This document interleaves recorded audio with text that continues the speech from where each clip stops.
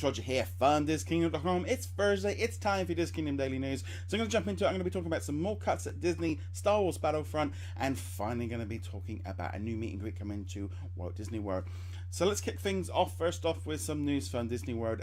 If you're a fan of Coca Cola, there's going to be a brand new meet and greet like interactive experience with a big polar bear at the new store, which is opening up. So you've got all different kinds of merchandise, but you'll be able to go there and take your photograph with the big bear. So if you're into Coca Cola, you'll definitely want to check that one out.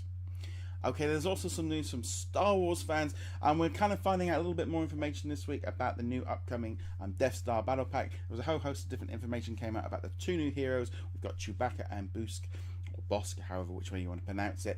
These kind of characters are looking really good. I suspect we're going to see this battle expansion pack coming next week. They've kind of been teasing it. There's an event taking place next weekend about the release of the pack, and usually get them about 2 weeks before everybody else, which since they said September, 2 weeks before, we're into the last 2 weeks of September, so I suspect we'll see it. So I'm really looking forward to this. It'll be great to kind of have some new content for the game.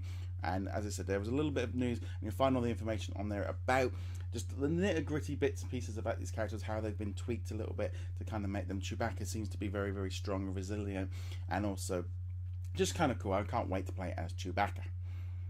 And a little bit more of some bad news for Disney.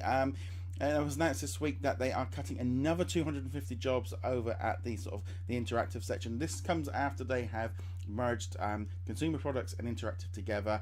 And earlier this year, they announced that they were going to be closing down basically production on all internal products, which meant that they've shut down Disney Infinity. They've also shut down Avengers Alliance recently, and so out of those 250 jobs that have gone, about half of them are in the gaming section. The other half are just kind of where the mergers happen, where they no longer need some of the members of staff because they've got too many people like in marketing or human resources where the jobs overlap and they maybe don't need the two people doing the same job.